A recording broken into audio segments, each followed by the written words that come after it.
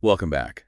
Ready for another deep dive? Absolutely, let's do it. This time, we're diving into the world of agricultural imports and exports.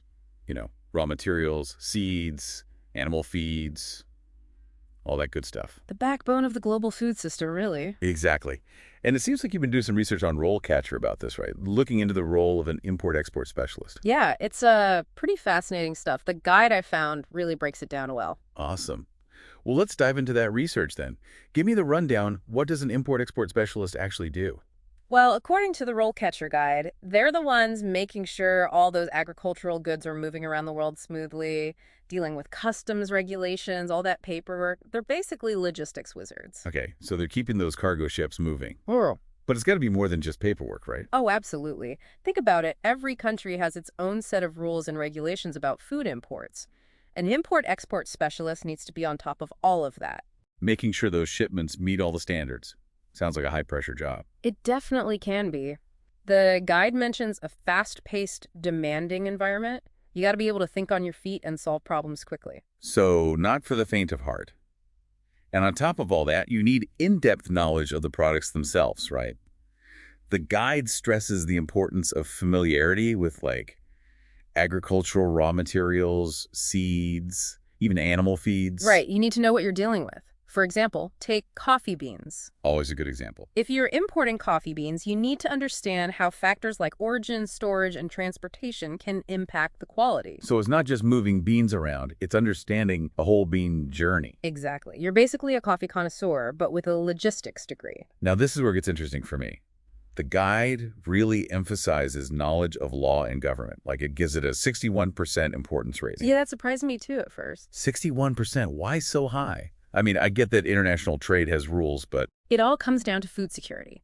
Governments are super strict about what food comes into their country, and they're constantly updating those regulations. So you need to be a legal eagle on top of everything else. Basically.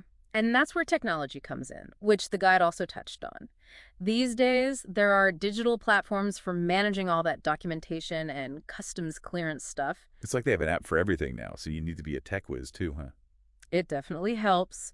These platforms can automate a lot of the tedious tasks, but you need to know how to use them effectively. Right. Got to stay ahead of the game. Hmm. Speaking of which, the guide outlines a typical career progression. Entry-level, junior specialist, mid-level, then senior. What changes as you move up the ladder? Well, at the entry level, you're mainly assisting with basic tasks, data entry, tracking shipments, that sort of thing. As you gain experience, you take on more responsibility. So starting out, it's all about learning the ropes, mastering the details. Exactly. Then, as a junior specialist, you might be managing smaller accounts, coordinating with freight forwarders, making sure all the I's are dotted and the T's are crossed. Sounds like organization is key at that stage. Absolutely crucial. Then, moving into a mid-level role, you're not just managing the day-to-day, you're starting to strategize, develop import and export strategies, maybe even negotiate contracts. So you're moving up from the trenches to the war room. Exactly. And then, at the senior level, you're the one leading the charge managing teams, setting strategies, staying ahead of industry trends. Wow, it's like climbing a mountain, each level with its own challenges and rewards.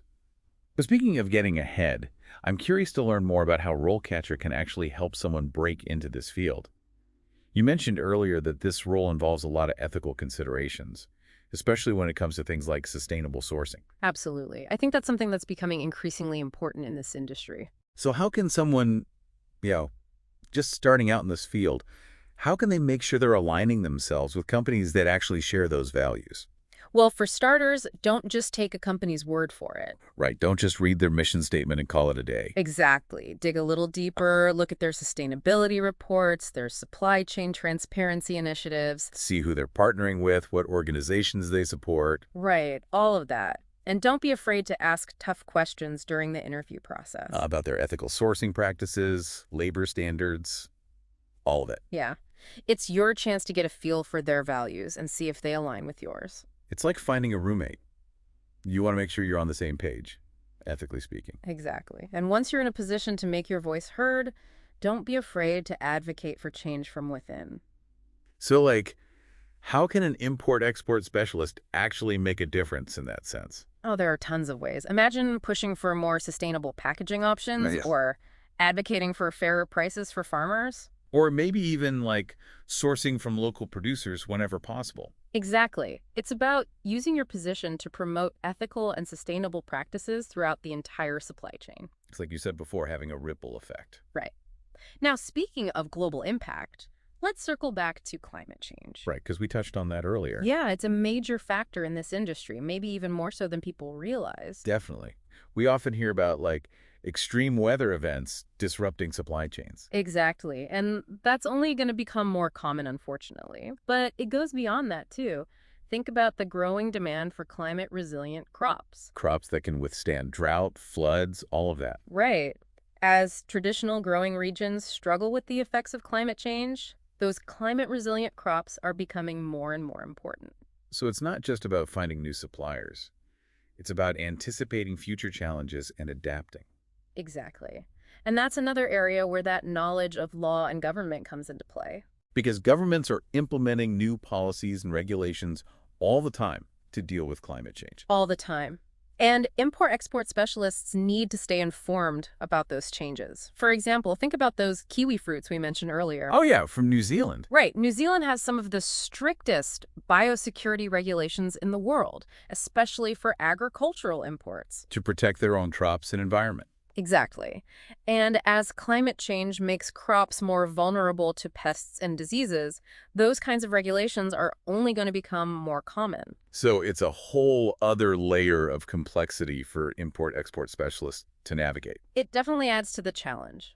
But for people who thrive in that kind of environment, who enjoy solving problems and staying ahead of the curve, It can be incredibly rewarding. absolutely. It's a chance to make a real difference in the world, to be at the forefront of global trade and sustainability. And to play a vital role in ensuring that we all have access to the food we need, even in a changing climate. Yeah. So it's not just about adapting to what's happening right now. It's about like looking ahead, anticipating the challenges of the future. That's exactly it.